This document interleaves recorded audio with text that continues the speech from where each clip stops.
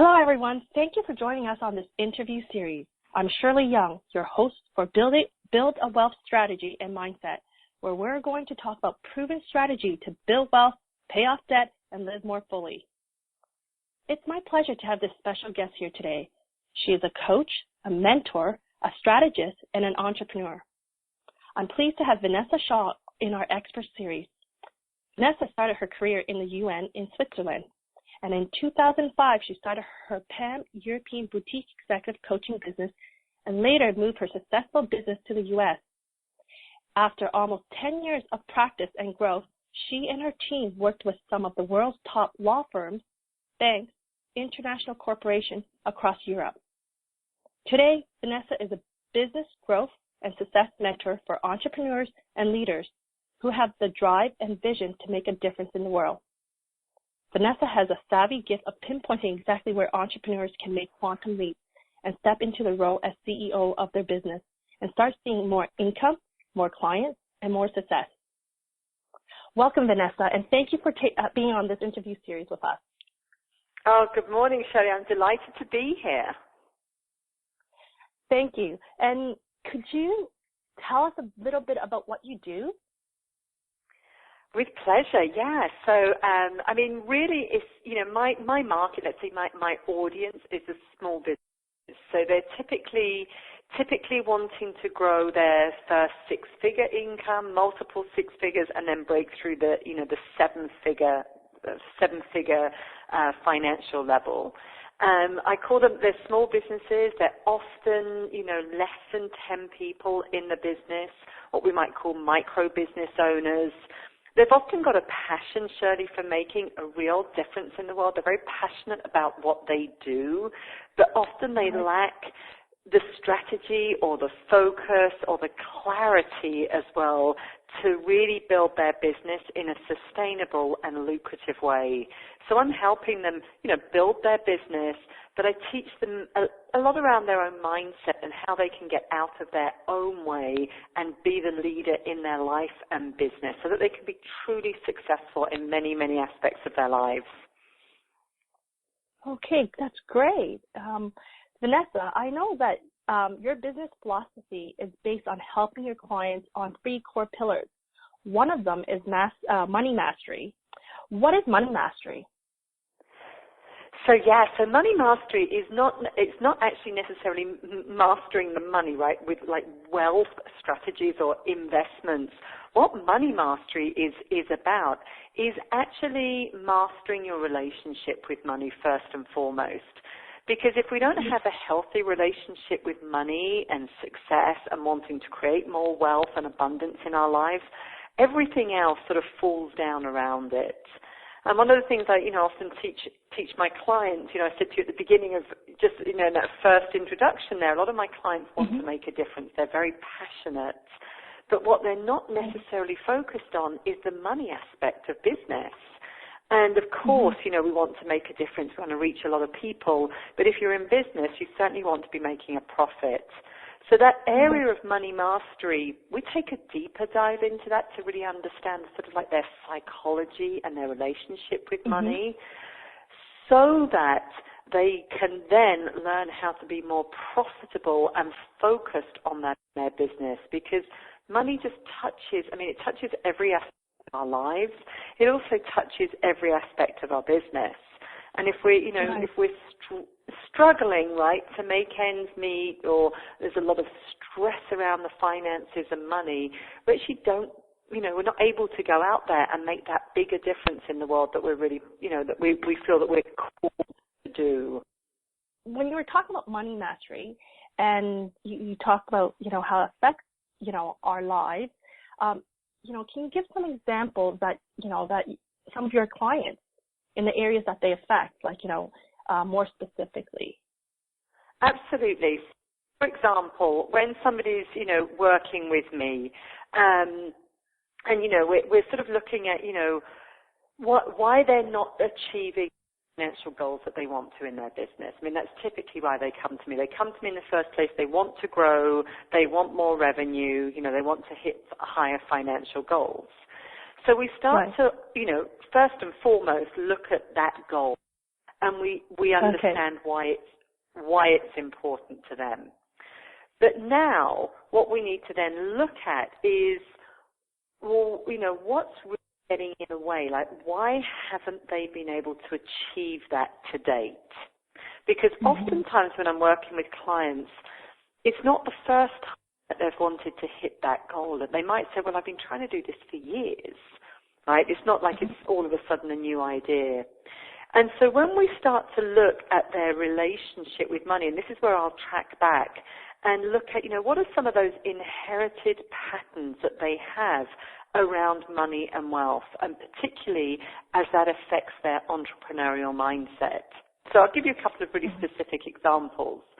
So a lot of my clients are first-generation entrepreneurs, meaning that they haven't come from a family of entrepreneurs, and their prior experience has been about working to get a paycheck, to have time off. They haven't actually had to create the income themselves. It's like they've shown up and they get a check. And a lot of that, that's what they knew with their own families as well. So their whole model of how they even, generate income is really based on, a working mentality, like working and being paid like an employee or a salaried employee. So first and foremost, that starts to shift them, that they realize there that their mindset might not be aligned to the financial goals that they want to achieve. And the second piece of that then is sort of understanding what the money story is that they inherited through their family, through the generations before them. And oftentimes what it starts to reveal is some what I call incongruent stories with where they want to be headed. It's like they're mixed messages.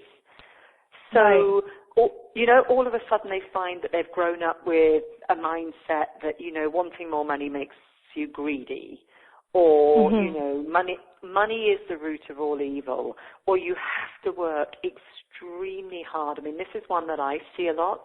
You just have to work extremely hard and like really, really prove yourself in order to earn money. So now what happens there is that they sort of find themselves like really, really working hard in their business. They're putting in a lot of hours, they're putting in a lot of effort, but they're not generating the money because on the other hand, they sort of feel like, wow, it's something bad, almost something bad about them, or something bad will happen if they start focusing more on the money. So a lot of times it's like an aspect of their business that they simply are avoiding or they don't know how to deal with. And as I say, when we track it back and they become more aware, they start to realize that there's like a whole negative connotations around it. A lot of people just hold a lot of negativity and emotions surrounding money, whether that's guilt, greed, embarrassment, shame. These sort of negative emotions mean that they end up avoiding the very activities that would help them bring more money into their business. Right. So I guess this would be my next question, which is if you have money stumbling blocks that's holding you back in business and personally, what solution can you give them? And you've talked about maybe the money, like your money story could be a money stumbling block. Is that correct? Totally. Yeah, I mean, totally. As I say, that's why, I mean, all of this, of course, is happening very unconsciously, right? So it's like once they can start to see those patterns, and then they can start to see, wow, well, that money story is really not going to help me, right? If deep down inside I feel that, money is a bad thing, or I am a bad person, for wanting more of it in my life, well, it follows that, you're not going to get it. So first and foremost, it's awareness of what that money story is. And then often what we do then is I take through an exercise of them being able to see all the good, all the positive that will actually happen when they generate more income. So, for example, let's say they're generating more income in their business. now they might need to have more support in their business. They can actually hire more team.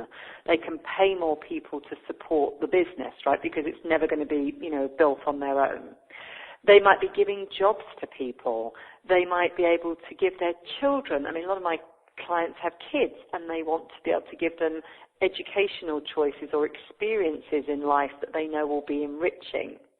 So what starts to happen is we actually map out if they, let's imagine that they earn, that new sum of money in their business. It's like, who else is going to benefit? So at that point, they can see, not the negative effects of it, but really much the positive ripple effects that when they are more abundant financially, they can actually be more generous as well, and so many more people will benefit. Right, yeah. So how big of a role is that money mastery affect our business strategy or wealth, or is there other, and like I said, you have 3 pillars that you work with. Are there other things that will affect that? Certainly. I mean, listen, it's never ever one thing, and we should never ever fall into the trap of thinking that there's just that one thing, right? That we just sort of change that and everything falls into place, because it's always a process and it's always ongoing learning and growth and mastering different aspects. But I would honestly say that the money part of it is just so fundamental, because it is about people's relationship with success. It's about really going for their dreams that they want to achieve in their life. And when you're in business for yourself, there in theory isn't any ceiling on what's possible, because you're creating it. Unlike, as I say, when you're working for somebody else, you've just got there's different constraints. So there isn't a ceiling on the potential. Yet a lot of people have what I call like a glass ceiling there. Right. So I think, honestly, I think it's really fundamental. But once they've become aware of that and how it's showing up in their business, there's also that area of personal leadership, who they are being and how they're conducting themselves and how they're leading their life and their business that also comes into play. And for sure it's having, the right strategies. You probably, you hear these different statistics. They probably say that like mindset and psychology is about 80% and strategy is probably about 20%. If you've got the right foundational mindset, strategy is not that complicated. It's a fairly rational process. But of course, what happens is if people, haven't mastered that money aspect of their lives and got really, really fundamentally clear on it, what happens is they tend to sort of sabotage the strategy. It's like they don't actually implement or follow through. Okay. Yeah. So if do you have a wealth business system that you use with your clients? So what we use is very much, in ours, as I say, it's looking at those aspects of, their money story and their money legacy, understanding what's really important to them in terms of the finances. And I often say it's about, we ground the numbers. And what I mean by that is we make the numbers very specific and relatable, because a lot of people throw out numbers of, I want to do $1 million or I want to do this. But they're not based in anything that's actually meaningful for them, which means it's very difficult for them to get their arms around it and actually, go for something, because it's, as I say, it's lacking in specifics and it's really not clear. And then in terms of, then how that generates, how that then leads into the business side of things, we're now looking at, well, if this is what you want to really create for your life and your business, and understanding that the two are intrinsically linked, because, their business is the vehicle through which, they're going to achieve their life goals. With that, we can then help them build, we start to look at the plan, so how do they actually see themselves achieving that? So now we're looking more at the business side to see looking at things like, who are their clients? Who are their ideal clients that they want to build the business? what are the different services or products that they actually sell, right? Because it's the sales part that actually brings in the money into their business. And then from there, we're really mapping out a plan that makes sense. It's like if those are your goals over there, let's make sure that you're actually attracting and targeting the right clients with the right price points so that you can actually achieve it. I mean, these have to line up and they have to make sense. And that's often where there is a lot of disconnect for people. It's like they've set a goal in one place that's not specific, and they haven't got a plan that's workable. I mean, most times they actually don't have a plan. But I'd say even if they do have a plan, when we start to look at it, it's like it's really not workable. And then from there, of course, we're then teaching the skills of, as I say, pricing, how to discuss their fees, how to actually have a conversation that's going to, make an offer to a prospective client to work with them. So it's really tracking through, many steps. It's like lots of pieces of the jigsaw puzzle in order to sort of, transform your money story into ultimately, dollars in the bank account, because that's really what it comes down to. Right. Yeah. So do you have a top 3 wealth building habits that one should have when they're building, their dreams or when they're trying to reach financial success? Oh, I love that. Top 3 wealth building habits. Gosh, just a whole load of them popped into my head right then. So I think I think most definitely the first one would have to be get really, really, really clear on your money why. It's what I call your money why. It's like, why do you want the money in the first? On what that is for you and what that's going to be for other, how it's going to benefit other people and the bigger, community or world around you. So that would most definitely be one habit. And Shirley, in all honesty, that's a practice that I think we have to revisit, because things change, things evolve. The reason that something was important a year ago isn't necessarily going to be the same thing a year from now. So that's right. a regular it's a regular practice that people would need to be in. The second practice, certainly that I have my clients doing, is tracking their numbers. So getting them really comfortable with looking at their numbers on a daily basis. So, it's like looking at your bank account, looking at your business accounts, because a lot of people avoid just even looking at that. It, brings up, a lot of anxiety and worry and fear and everything. So, looking at the numbers so that they're, again, clear, at least they paint a picture, and I appreciate that it's not always the picture that we want to see, right? But we've got to start somewhere. But the numbers do paint a picture, and they give a very objective picture.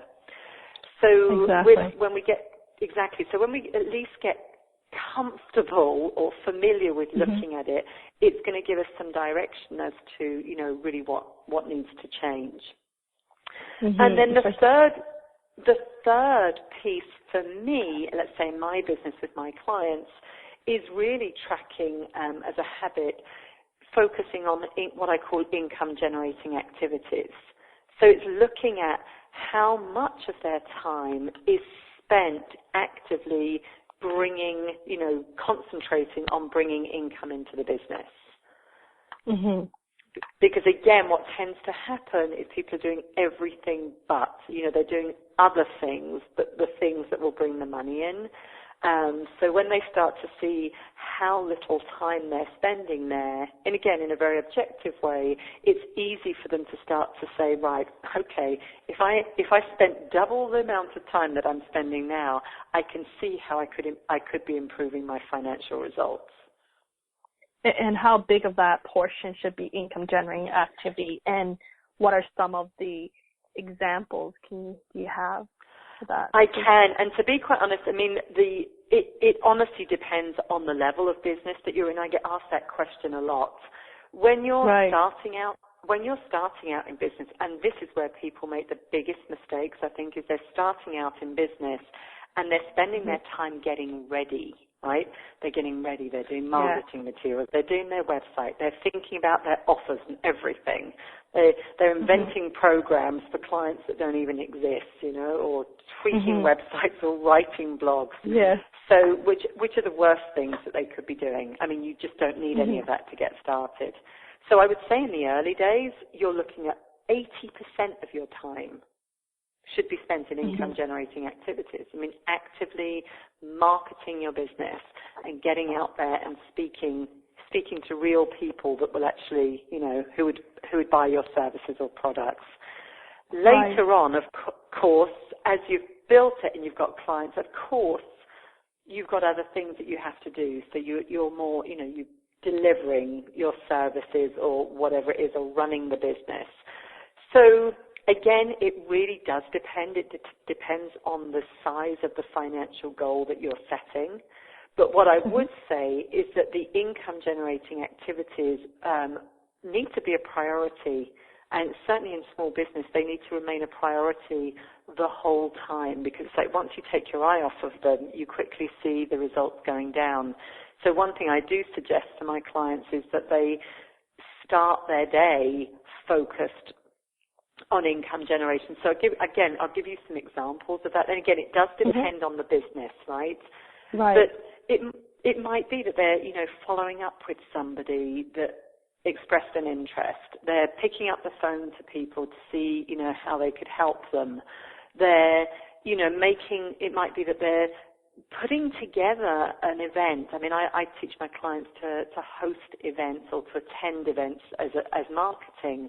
So it might be that they're actually strategically putting on an event to bring some people together to, you know, share something valuable. But again, these people could become clients. So that would be, you know, working on putting that together. Although it's not directly bringing in the income at this point in time, that would be something that should be a priority because it's, you know, a key marketing activity. So those are, you know, anything that's outreach and that really gets you speaking face-to-face with your clients or potential clients.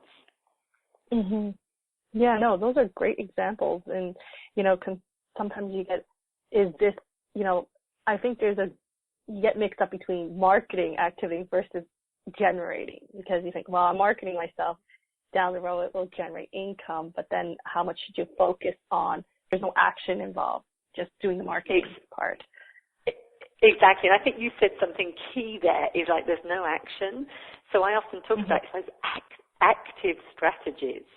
You know, it's not just putting something out there or putting up an advert or putting out a flyer and sort of like you hope that somebody sees it and thinks, oh my gosh, this looks so wonderful. You know, let me call you up to work with you.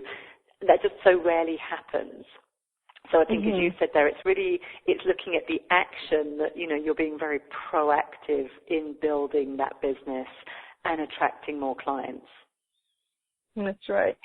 And how can you build a good money mindset when reaching for financial wealth? We talked about the money mastery and then now the mindset part. Like, what are the, I guess, tips you can give us for, you know, having that good money mindset? So I think it's a great question as well. Thank you for asking it, because it's, you know, there's lots of pieces to that, and it really does change depending on the level that, you know, you're going to. So I think one of the mistakes that people make is that they'll have done some work around their money mindset. They've said, well, I understand where this comes from. You know, I've understood the story. I've sort of understood the legacy that I've inherited. You know, I'm done with that now. You know, and I sort of say, well, are you earning the kind of money that you want to? No. They're still not, you know, financially generating what they want.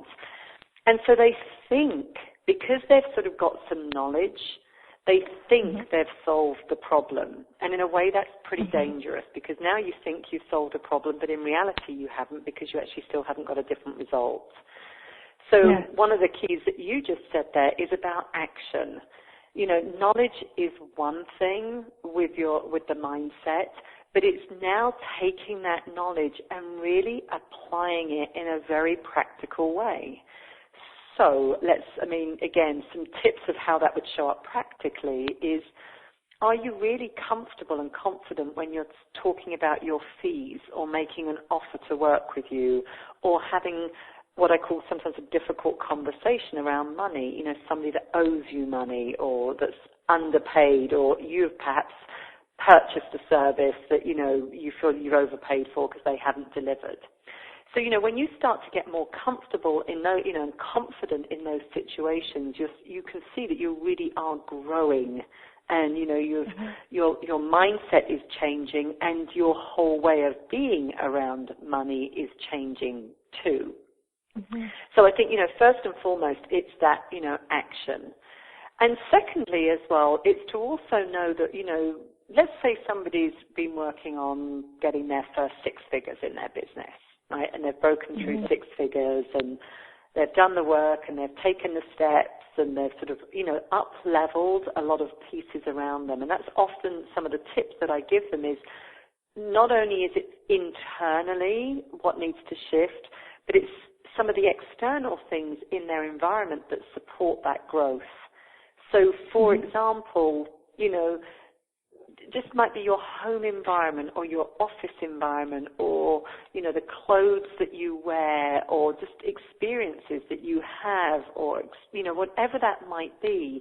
There's things that we start to up-level in the environment as well that supports your new way of being around money. But again, we're talking about, this is very personal to, it's not like these are a set of rules. It's like, what would be those things that would, really support your growth? Because mm-hmm. the environment reflects back to us how we see ourselves, and it's there on a mm-hmm. On a daily basis. So we're sort of having to shift. We're shifting internally and externally mm-hmm. at the same time. But let's say, I was going back to the example of somebody's generated their first 6 figures, right. and now they say, "Wow, I'd love to go to $250,000. That's my next right. goal." Right? And often what happens is we have an expression in the industry that we call new level, new devil. So okay. oftentimes, I know it's like, oh gosh, yeah. I thought I'd done the work and here it is again. It's like, I just want to be honest with what mm-hmm. often comes up for clients. Yeah. Is mm-hmm. all of a sudden it can throw up those challenges, again. Mm-hmm. They're not necessarily the same. They've got some distinctions or subtleties and nuances. Mm-hmm. It's like, wow, all of a sudden there's a new set that we have to work mm-hmm. through as we go to that next level. Yeah. One of the biggest mistakes people can make is sort of mm-hmm. thinking that their work with mindset and growth is done. It's mm-hmm. ever evolving. It really is. So it's a continual process. For sure, you want to be continually taking it to the next level and not getting stuck. But as I say, to think that you've sort of, you've studied it, and that you're done is definitely a mistake. Right. Yes. No, I can see that. It's like you mentioned earlier, is that you need to keep reevaluating yourself. Mhm. Okay. Well, Vanessa, you've provided us tons of great information, and I know that you have a free gift for our audience, and maybe you can tell us some, like, the free gift that you have for our audience. And totally, love it. Yeah, absolutely. So one of the things I have put together today is it's a very simple checklist, Shirley. I love checklists because I love to see, well, first and foremost, I like to be able to check things off and mm-hmm. see progress. But I love to see where there's gaps, and when somebody can say, wow, if you want to be increasing your income and you're in business for yourself, these are really some things that you want to have in place. So we put together that checklist of, I can't remember now if it's 14 or 15 different things that you really need to have in place to take mm-hmm. to take your mindset to the next level and to take your business to the next level. And it's very practical. And your audience can find that by going to vanessashaw.com, vanessashaw.com /income-accelerator. Income-accelerator. So it really is, it's those things that are going to help you accelerate your income, once you've checked them off. And that's just a great tool, we use in the business. I get people to look at, where are their gaps so that they can, start to see what needs to shift. And oftentimes, again, I'd be really honest, when people get that checklist, they often say, wow, I realize I've got a lot of pieces missing. Well, that's good news, because it's not a bad thing. It's about saying, so great, now you've got a really good starting point, and you know, right, what some of those steps are that you've got to go through next. So I like to approach that really practically. And then vanessashaw.com is my main website. We're always giving away tips and tools and free trainings. So if anybody just wants to sign up there, as I say, we've always got lots of goodies and news, news of upcoming things. And one of the things I would love to share is that we do have an event coming up, which is called the Big Bold event. It takes place in Phoenix from the 23rd through to the 25th of January. It's a 3-day event where I will be teaching in depth those 3 different areas, money mastery, personal leadership, and sales strategies, even the business growth strategies. We cover sales as well in those 3 days, so that entrepreneurs and business owners can come and really learn, intensively with me and some other speakers that I invite as well, of what they need to do to grow their business. So the URL for that is thebigboldevent.com, and you can find out more information there. And I'd love to give just a little, since we're talking about money, Shirley, I thought let's give your audience a little gift of money, so that if they want to come and join me, and I know that I know we're close to the date, but that's okay. Some of those last minute decisions that I've made have been the best ones, when you sort of make it quickly and you move quickly. I know. It's right. You just sort of you take that action, and it's often a really good thing. So if any of your audience would love to join me, I'd like to give them $100 special saving. So when you go to register for that event, at the coupon code, just enter the letters BBE for Big Bold Event in big letters, capital, 100. Okay? BBE, capital letters, 100. And that will give $100 saving off any level of ticket. That's perfect. I'm going to have all this information that you just mentioned, all the links, in our site. Thank you for everyone for joining in, and I wish everyone a fantastic day.